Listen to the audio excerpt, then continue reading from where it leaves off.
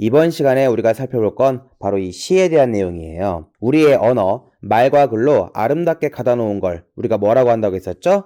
그렇죠. 예술, 문예, 문학이라고 한다고 했었죠. 이 문학에는 여러 갈래, 그러니까 여러 장르가 있다는 것 이미 우리가 살펴봤고요.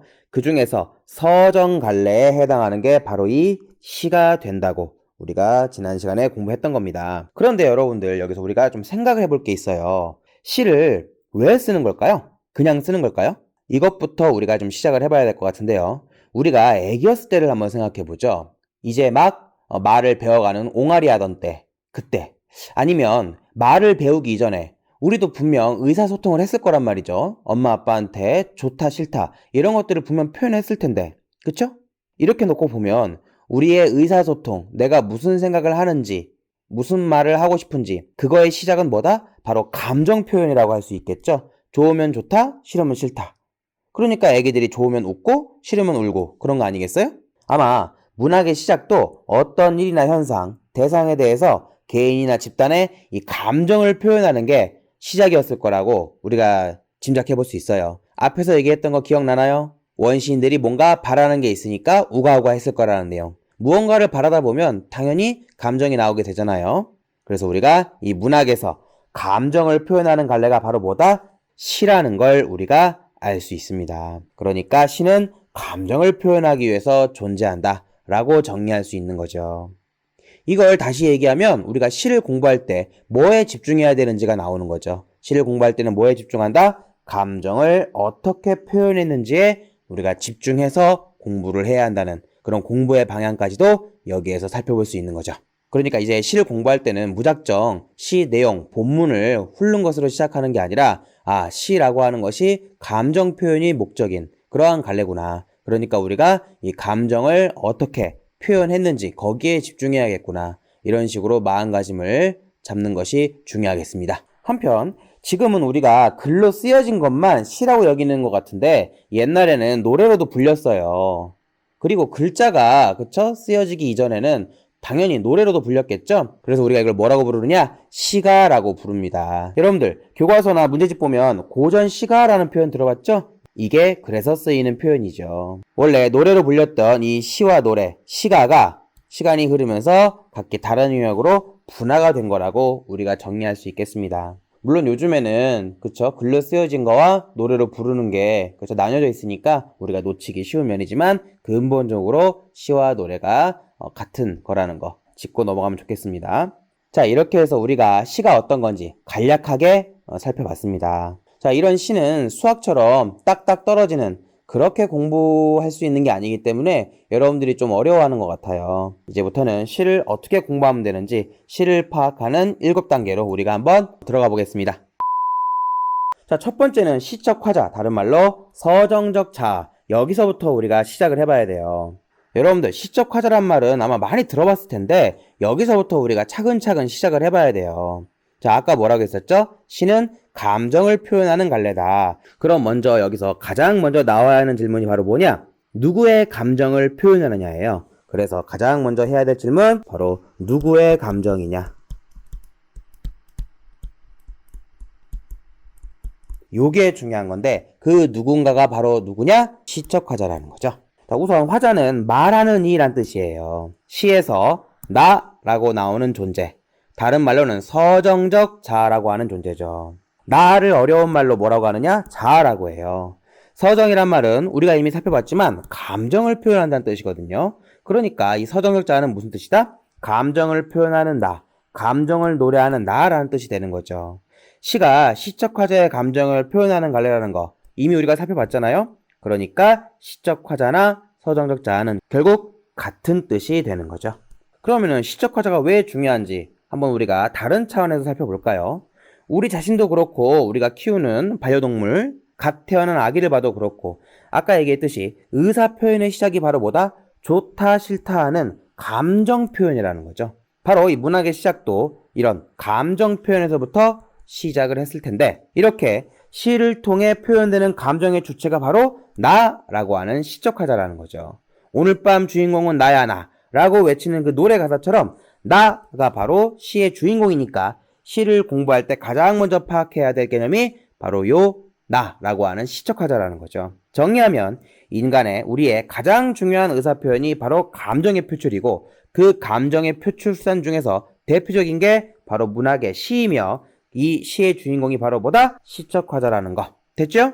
자, 그러면 조금 더 심화해서 들어가 볼까요? 여기서 조심해야 될 게 있어요. 시를 쓴 작가, 그러니까 시인과 시적화자를 우리가 똑같이 생각하면 안 된다는 거예요. 예를 들어서 고양이의 입장에서 시를 썼다고 하죠. 저도 고양이를 고양이의 입장에서 우리 집사는 왜 아직 집에 안 올까? 나 혼자 심심하다. 요런 시를 썼다고 생각해 보세요.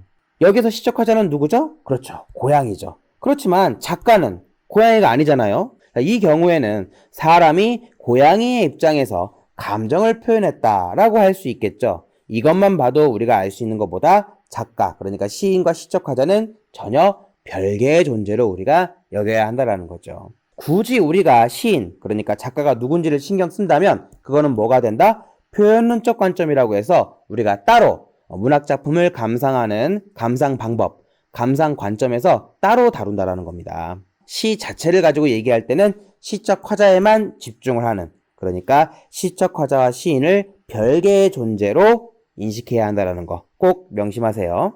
자, 좀 전에 우리가 시적 화자는 나라는 존재라고 얘기했는데 이게 여러분들 우리라는 말로 나올 때도 있어요. 하나의 목소리, 한 사람의 목소리뿐만 아니라 여럿의 목소리를 내야 되는 경우, 이런 경우에 우리가 우리라는 시적 화자가 나오기도 하는데 공동체 의식을 표현하거나 공감대를 형성하거나 아니면 우리 모두 우리 사회의 문제에 대해서 이야기할 때 그때 우리라고 하는 시적 화자가 등장하기도 하는데 어차피 우리는 나가 모여서 되는 거잖아요. 그러니까 크게 다를 바는 없죠. 자, 이제 문제에서 자주 물어보는 걸 한번 살펴볼까요?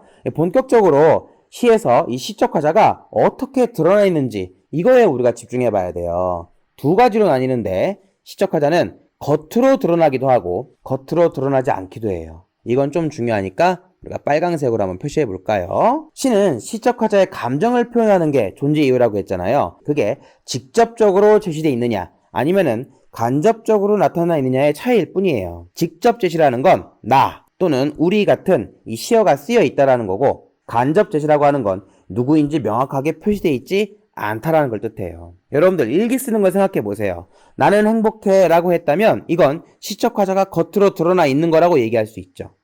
다른 말로는 표면에 드러난다 또는 직접 제시된다 이렇게 얘기해요. 그런데 여러분들 일기 쓸 때 나는 행복해 라고 나라는 말 안 쓰고 그냥 행복해 라고 쓸 수도 있잖아요. 이 경우에는 시적 화자가 없다고 해야 될까요? 아니죠. 이거는 시적 화자가 겉으로 제시되어 있지 않을 뿐이다 라고 우리가 정리할 수 있는 거죠. 자, 이거를 표로 정리하면 이렇게 나타낼 수 있네요. 자, 시에서는 시적 화자가 직접 제시되어 있는 경우와 간접 제시되어 있는 경우 이렇게 둘로 나눌 수 있고 직접 제시는 시의 겉에, 시의 표면에 제시되어 있다는 거. 조금 어려운 말로 표면적 시적 화자라고도 해요. 나나 우리라는 말로 표현이 되고요. 이에 비해서 간접 제시는 시적 화자가 뚜렷하게 언급되지 않아요. 다른 표현으로 시적 화자가 숨겨져 있다고도 해요. 자, 그리고 좀 더 어려운 말로 이면적 시적 화자라고 해요. 여러분들 이면이 뭘까요? 자, 우리가 겉에 보이는 거, 표면 말고 그 반대편에, 그 뒷면에 또 다른 면을 우리가 이면이라고 하거든요. 그러니까 겉에 보이지 않는 또 다른 이란 뜻이 있는 거죠. 그리고 간접 제시는 시적 화자가 겉에 나타나 있지 않으니까 이렇게 괄호로 한번 표시해 볼게요. 자, 너무나도 당연한 얘기지만 이 시적 화자가 구체적으로 누구인지 파악하는 게 중요하겠죠. 그 나라고 하는 시적 화자가 남자인지 아니면 여자인지, 학생인지 어른인지 아니면 어린아이인지 이런 것들을 파악해야 우리가 시를 제대로 이해할 수 있겠습니다. 자, 여러분들 시를 공부할 때, 시를 파악할 때는 제일 먼저 뭘 파악한다? 바로 시적 화자. 시적 화자가 왜 중요하다? 시는 감정을 표현하는 게 존재 이유인데 그 감정이 누구의 감정? 바로 시적 화자의 감정이라는 거죠. 그리고 그 시적 화자는 직접 제시 또는 간접 제시 둘 중에 하나로 나타난다. 정리됐죠? 자, 밑에 있는 노래 가사에서 한번 우리가 시적 화자를 한번 생각해 볼까요? 악동뮤지션의 인공잔디라는 노래인데 여기에는 나라고 하는 그렇죠. 시적 화자가 제시되어 있는데 이 나가 누구냐? 여러분들 사람이 아니에요. 바로 이 인공잔디입니다. 인공잔디 입장에서 자기는 천연잔디가 좋다고 그런 얘기를 하고 있거든요. 여기서도 우리가 알 수 있는 것보다 시인과 시적 화자는 별개다. 그리고 시적 화자의 정서 표현에 우리가 집중해야 한다. 어때요? 쉽죠? 다음으로 우리가 살펴봐야 하는 건 바로 시적 청자예요. 시를 이해할 때 가장 먼저 파악해야 하는 게 시적 화자라고 했는데 바로 이 시적 화자 다음에 파악하면 좋은 게 시적 청자입니다. 말하는 이가 있으면 듣는 이도 있어야 되겠죠? 바로 이 듣는 사람이 시적 청자라는 거예요. 보통은 그냥 청자라고도 하는데 듣는 사람이란 뜻이거든요. 그러니까 시에서 시적 화자가 말하는 걸 들어주는 또는 시적 화자가 자신의 말을 들어줬으면 하는 그런 대상을 우리가 시적 청자라고 합니다. 그런데 시적 화자와는 달리 여러분들 시적 청자는 꼭 있어야 되는 건 아니에요. 우리가 방에 혼자 있으면서도 감정 표현을 하잖아요. 혼잣말도 하고요. 혼자서 지루하다. 이건 좀 좋은데? 이런 식으로 혼잣말 할 때가 있는 것처럼 있을 수도 있고 없을 수도 있어요. 너, 엄마, 아빠처럼 특정 대상으로 우리가 파악할 수가 있겠고 요건 우리가 조금 생각을 해봐야 되는데 시적 청자가 없거나 따로 안 정해 있는 경우 요거 우리가 그냥 넘어가지 말고 이걸 우리가 누가 들어도 상관이 없는 경우 또는 모두에게 하는 말이다 라고 우리가 여길 수 있어야 돼요. 좀 전에 우리가 지루해, 좋은데? 이런 말 같은 거 이거는 누가 들어도 딱히 상관없는 시적 청자가 따로 정해져 있지 않잖아요. 그런데 이걸 다시 얘기하면 누가 들어도 상관없는 거 그러니까 모두에게 하는 말, 이 시를 읽는 독자들한테 그냥 하는 말 이렇게도 우리가 여겨볼 수 있어야 한다는 거죠. 이 부분만 우리가 조금 생각을 하면 되겠습니다. 또 여러분들 시 안에서 시적 청자가 꼭 시적 화자랑 같이 있어야 한다는 것도 아니에요. 그러니까 화자와 청자가 같은 공간, 같은 장면 안에 있어야 한다는 게 아니라는 겁니다. 그러니까 무슨 얘기냐? 시적 화자가 시적 청자와 같이 있는 걸로 그렇게 설정해서 시 내용이 진행될 수도 있는 거고 그러니까 눈앞에 두고 말하는 것이겠죠. 아니면 시적 청자는 없는데 이 시적 화자가 혼자 말하는 시적 청자가 들어줬으면 하는 그런 상황일 수도 있다는 거죠. 시적 화자가 엄마랑 같이 없어도 엄마 사랑해요 라고 할 수도 있잖아. 그쵸? 좀 전에 얘기했듯이 시적 청자가 특별히 정해지지 않은 경우도 있어요. 다시 말하면 누가 들어도 상관이 없는 거죠.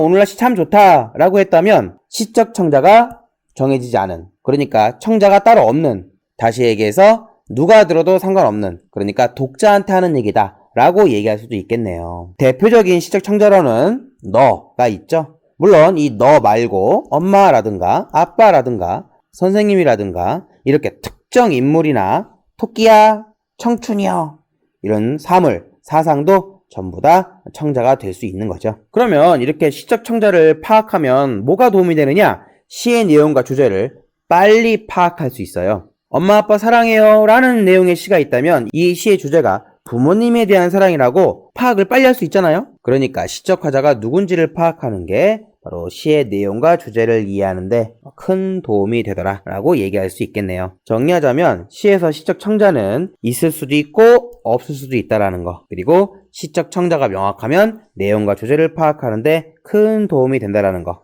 결론은 누가 들어야 하는지 이게 바로 시적 청자라고 얘기할 수 있겠네요.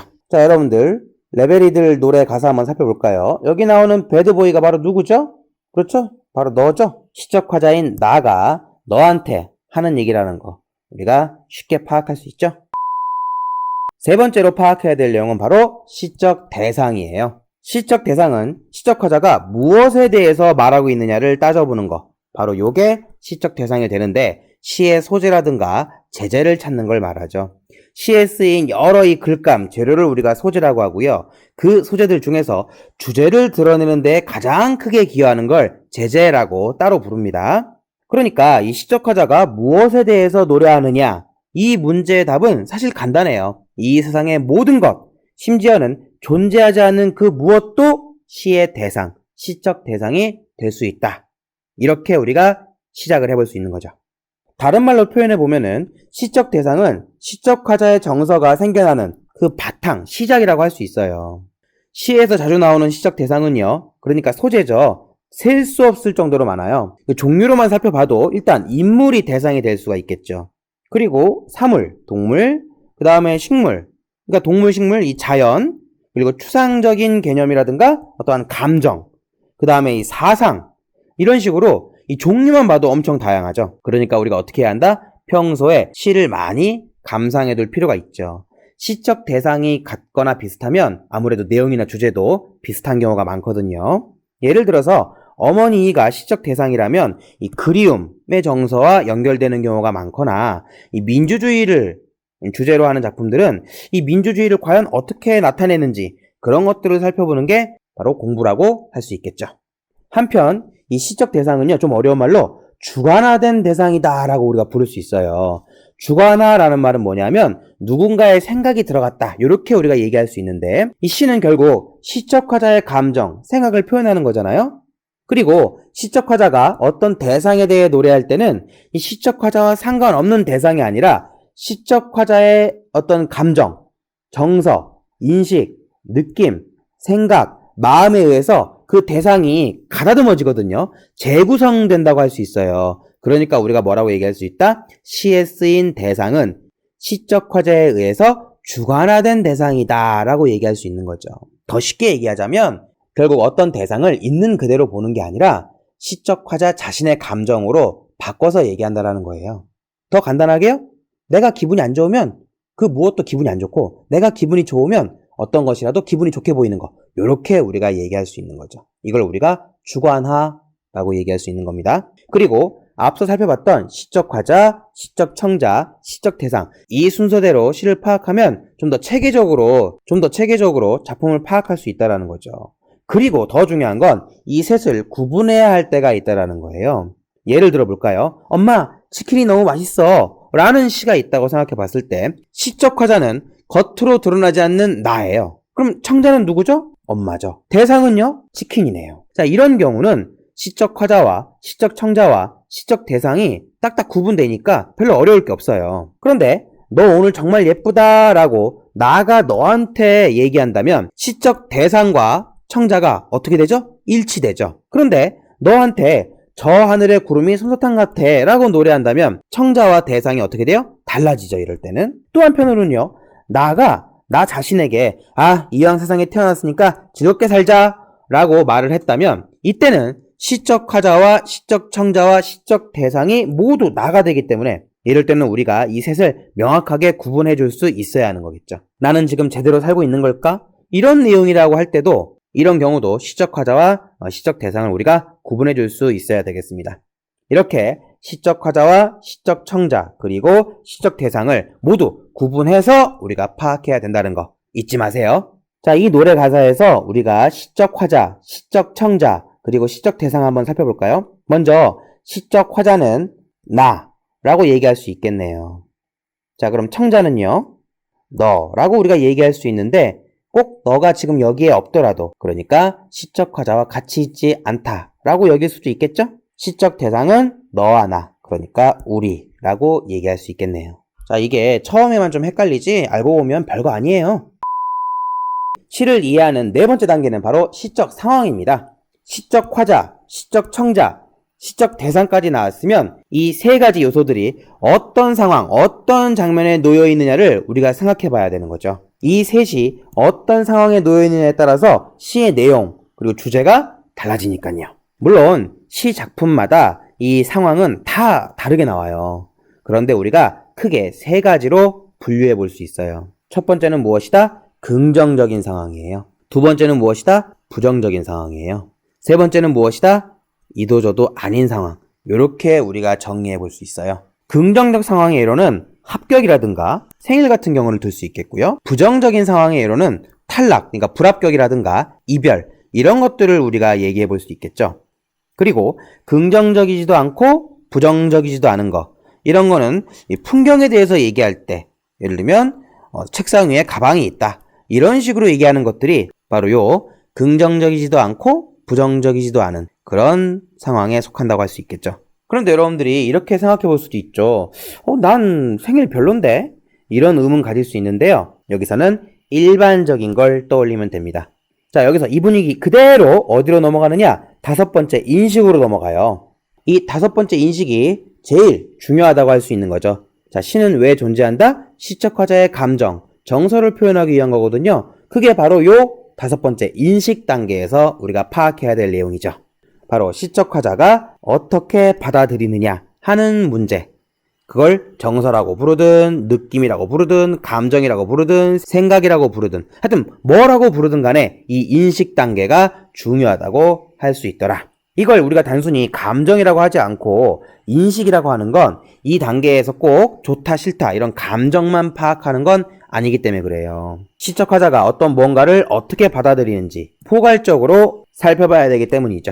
이 인식도 여러분들 우리가 세 가지로 나눌 수 있는데요. 첫 번째로 긍정적 인식이에요. 두 번째로는 부정적 인식, 세 번째로는 관조라고 할 수 있어요. 기쁨이나 행복은 대표적인 긍정적 인식이고요. 짜증이나 불안 같은 건 역시 대표적인 부정적 인식이죠.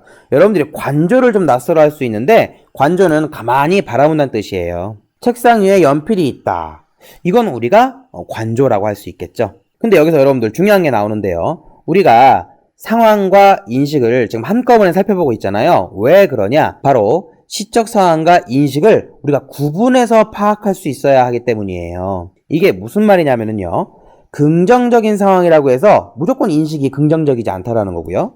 반대로 부정적 상황이라고 해도 인식은 긍정적일 수 있어요. 그러니까 상황과 인식을 구분해서 파악해야 한다는 거죠. 예를 들어 대학에 합격한 그런 상황을 한번 우리가 가정해 볼까요? 언뜻 보기엔 긍정적인 인식만 있을 것 같아요. 대학에 합격했으니까. 그런데 부모님의 강요로 억지로 합격한 거라고 우리가 생각을 해보면 어떨까요? 절대 긍정적이지가 않겠죠. 반대로 불합격했어요.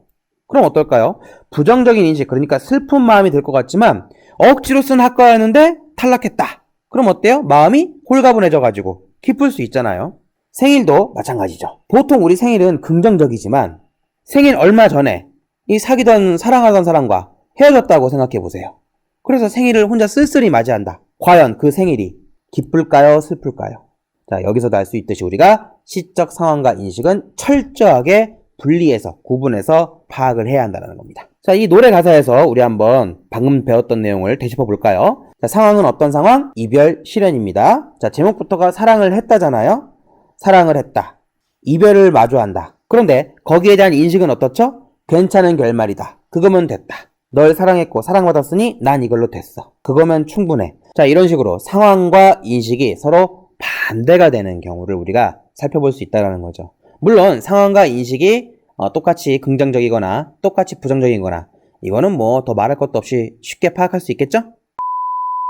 여섯 번째는요, 인식의 전환입니다. 자, 이거는 앞서 배웠던 다섯 번째 단계의 연장선상이라고 할 수 있겠는데요. 시적화자의 정서가 처음부터 끝까지 바뀌지 않으면 별 문제가 안 되는데 이 시적화자의 정서가 중간에 바뀌는 경우가 있어요. 이런 경우를 우리가 인식의 전환이라고 해서 따로 살펴봐야 돼요.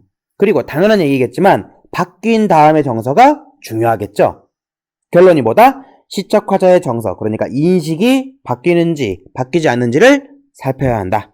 그리고 시의 모습, 그러니까 시상이 전환되는 거랑 우리가 이걸 좀 같이 알아둘 필요가 있는데 보통은 이게 겹쳐요. 그런데 그렇지 않은 경우가 있거든요. 이런 경우 때문에 우리가 나중에 따로 시상의 전환을 살펴볼 필요가 있겠습니다. 자, 아이유의 이 노래 가사가 바로 인식의 전환을 아주 잘 보여주는, 그리고 시상도 전환되는 걸 아주 잘 보여주는 그런 노래 가사라고 할 수 있어요. 자, 우리가 실제로 수업하는 거면 이 노래도 한번 자, 이 노래 가사를 보면은요, 앞부분에는 나가 너에 대해서 굉장히 안 좋은 인식을 갖고 있어요. 엄청나게 싫어했다는 그런 내용이 나오잖아요. 오죽하면 너가 여자친구가 없는 이유도 알겠다고 그러고요.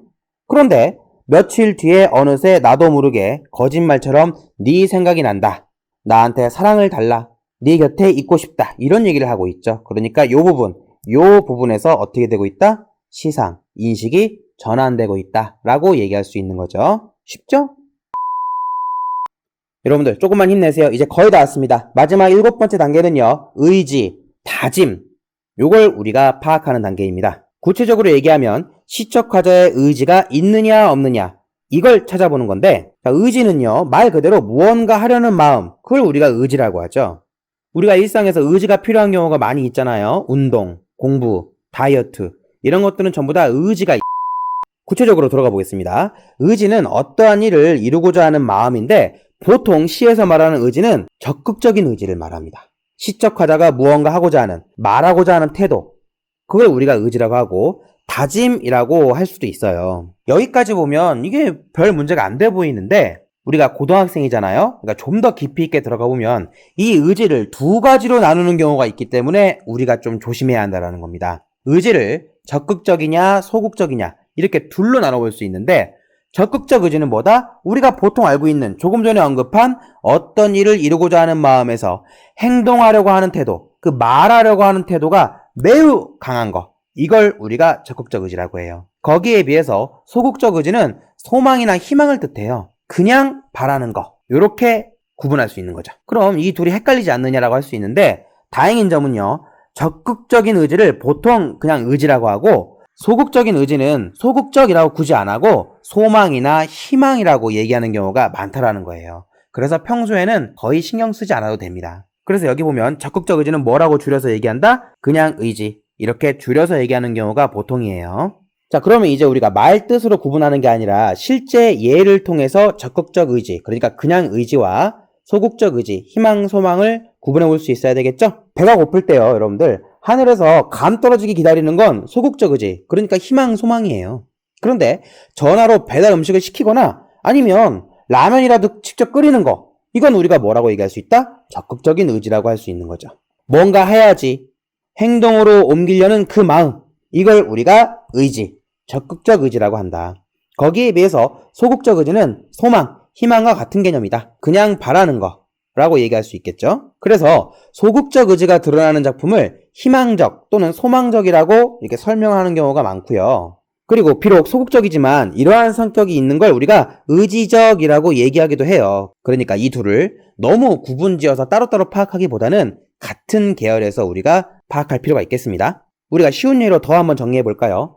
사랑하는 사람, 애인이 생기기만 바라는 건 소극적 의지, 희망인데 소개팅에 나가겠다고 다짐하는 거, 요거는 적극적 의지겠죠? 그러니까 의지. 예뻐지거나 또는 멋있어지고 싶다라고 마음만 먹으면 소극적 의지, 그러니까 소망, 희망인 거고요. 화장을 하거나 옷을 새로 산다면 그건 뭐다? 적극적 의지, 그러니까 보통 의지가 되는 거죠. 그런데 여러분들 이렇게 공부를 했어도 실제 작품에서는 이게 명확하게 구분되지 않는 경우가 많아요. 예를 들면 기다림이라고 하는 거 우리가 한번 생각해 볼까요? 이게 소극적인지 적극적인지 어떻게 구분할 수 있느냐? 이거는 기다린다라는 말 자체만 가지고서는 판단이 매우 어려워요. 예를 들어서 약속 시간에 늦는 친구를 기다린다고 했을 때 영하 10도의 강추위 속에서 친구를 1시간째 기다린다면 그건 어떨까요? 매우 적극적인 태도, 적극적 의지라고 할 수 있겠죠. 그런데 아무것도 안 하고, 그러니까 별 어려움 없이 편하게 친구를 기다리는 그런 경우라면 어떨까요? 이때는 그냥 소극적이라고 할 수 있겠죠. 친구가 얼른 왔으면 좋겠다. 여기에서 더 나아가지 않으니까요. 한편 여러분들 우리가 지금 의지가 있는 경우, 그러니까 그게 적극적이든 소극적이든 의지가 있는 경우만 살펴봤는데 여러분들 그럼 의지가 없는 경우 이건 어떨까요? 사실 의지가 없는 경우는 더 살펴볼 게 없어요.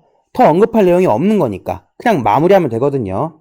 그런데 체념하거나 포기해서 순응하거나 절망까지 나오는 경우가 있음을 우리가 좀 염두에 둘 필요가 있어요. 그래서 의지가 없다면 체념 또는 단념 이런 개념들과 우리가 연관지어서 생각해 봐야 한다. 이렇게 마무리할 수 있겠네요. 시를 이해하는 마지막 7번째 단계는 뭐다? 의지가 있는지 없는지. 의지가 있는지 없는지를 우리가 따져봐야 한다. 의지가 있다면 그게 적극적인지 소극적인지, 그러니까 보통은 적극적인 의지, 그리고 소극적인 건 우리가 보통 소망, 희망이라고 한다는 거. 한편 의지가 없다고 해서 그냥 끝나는 게 아니라 의지가 없으면 우리가 체념이나 단념의 개념에서 더 살펴볼 필요가 있다는 점. 자, 노래 가사에서 한번 살펴볼까요? 곰같이 매달려 너의 등을 감싸 안아 언제나 지킬 거야. 영원이란 두 글자처럼 함께 머물러 변하지 않는 마음으로 너를 사랑할 거라 약속한다. 이 정도면 여러분들 굉장히 적극적인 의지가 나타나는 거죠. 그러니까 의지, 다짐이 나타난다고 할 수 있죠. 이렇게 우리가 시를 이해할 수 있는 1단계부터 7단계까지 살펴봤잖아요. 그럼 한번 연습, 적용을 해봐야 되겠죠? 자, 여기 트와이스, 투둥이들의 노래가 있는데요. 한번 간단히 정리해 보겠습니다. 이 노래 내용은요, 나가 너에게 마음을 고백하면서 너도 나를 좋아한다고 대답하라고 하는, 그러니까 답정너의 그 내용을 담고 있는데요. 1단계 시작하자는 직접 제시되어 있네요. 나라고 나와 있지요. 여기 이렇게 보이잖아요. 두 번째로 시작 청자는 역시 직접 제시되어 있습니다. 너한테 하는 말이죠.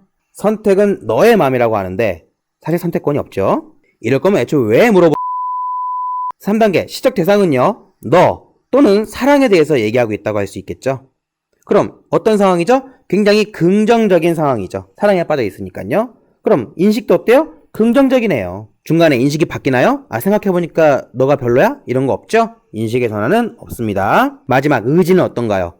굉장히 적극적인 의지, 내 마음을 받아줘 정도가 아니라 그냥 날 사랑한다고 말해라 라고 하는 그런 의지가 나타나네요. 이걸 정리하면 여러분들 주제가 나옵니다. 내가 너 좋거든? 그러니까 너도 나 좋아한다고 해.